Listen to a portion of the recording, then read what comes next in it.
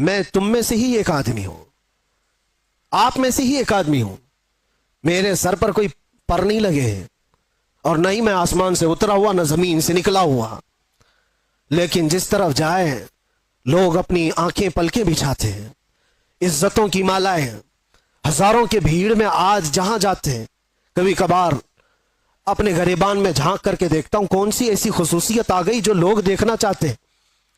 2 آنکھ 1 ناک وہی ساری چیزیں تو ہے، کوئی اسپیشل چیز ہے، کوئی الگ چیز ہے، سب کچھ تو وہی ہے، لیکن یہ لوگوں کا ہجوم ہر طرف سے امڑ کر کے ایک آدمی کو دیکھنے کیوں آتا ہے؟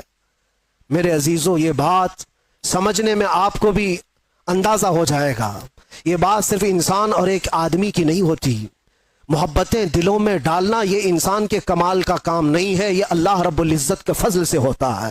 وہ جب چاہتا ہے تو پورے انسانوں کا دل ایک طرف پھیر دیتا ہے، اور کس کے لیے پھیرتا ہے؟ وہ دیکھو ان کے جو ہم غلام تھے، خلق کے پیشوا رہے، ہمیں آج یہ احساس ہے آج لوگ جو پلکیں بچھاتے ہیں یا عزت کرتے ہیں تو وہ اس لیے نہیں کرتے کہ تمہارا لباس اچھا ہے یا تم بڑے خاندان کے ہو یا تم کسی سیاسی پارٹی کے نیتا ہو، 4 پیسے ہمارے لیے بھی کام کر جاؤ گے، نہیں، دور دراز بیٹھے ہوئے لوگ۔ میرے عزیزوں، میں آپ کو کیا بتاؤں، امریکہ میں رہنے والے کئی ایسے خاندان ہیں جن کو میں جانتا ہوں، ہم یہاں اندر موجود ہیں، وہ 3 مہینے سے اللہ کی بارگاہ میں نظر کے روزے رکھ رہے تھے، وہ عورتیں بھی، وہ بوڑھی خواتین بھی، وہ بچے بھی، جن کو ہم نے کبھی دیکھا نہیں، کبھی ملاقات نہیں کیا، ساتھ سمندر پار بیٹھ کر کے ایک فقیر، ایک نبی پاک کے غلام کے لیے اگر کوئی دعائیں کرتا ہے اور اپنے دل میں محبت محسوس کرتا ہے تو یہ ڈالا کس نے اور کیوں ڈالا؟ یہ 2 پوائنٹ ہے، ڈالا ہے رب ذوالجلال نے،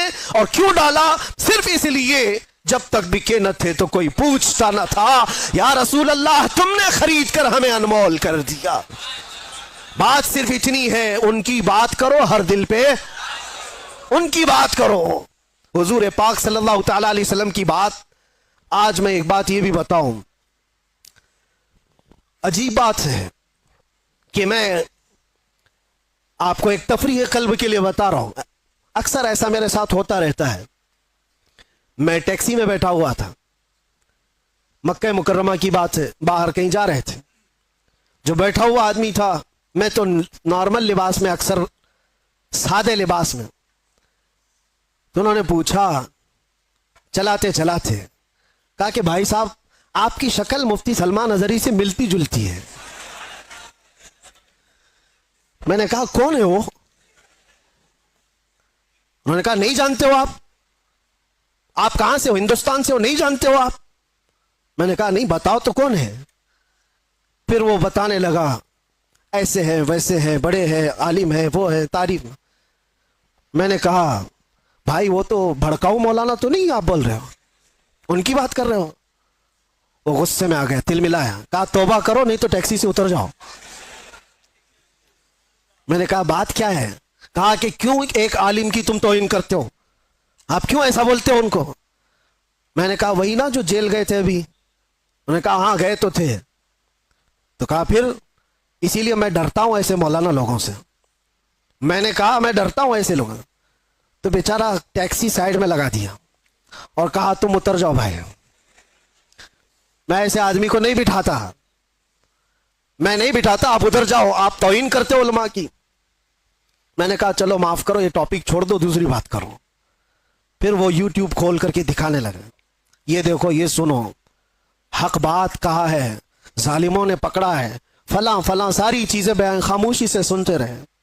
میں یہ بات کیوں کہہ رہا ہوں آپ کو؟ کوئی لطیفہ نہیں ہے، مجھے ریئلائز ہوا، احساس ہوا۔ بعد میں اترنے سے پہلے اس نے کہا کہ بھائی ایک بات میں آپ کو بتاتا ہوں، یہ مولانا کی تقریر میں سنتا ہوں، میں ہوں اہل حدیث جماعت سے، لیکن یہ مولانا بریلوی مکتب فکر سے ہے، لیکن بات کرتا ہے محمد رسول اللہ کی، اور یہاں آ کر کے ہم کچھ نہیں دیکھتے، ہم تو اپنی جان بھی قربان کرتے۔ ہم اتر آئے، اس دن یہ احساس ہوا، اس نام پر اللہ نے اتنی طاقت رکھی ہے، ہر انسان نام محمد پر جمع ہوتا ہے، ہر مسلمان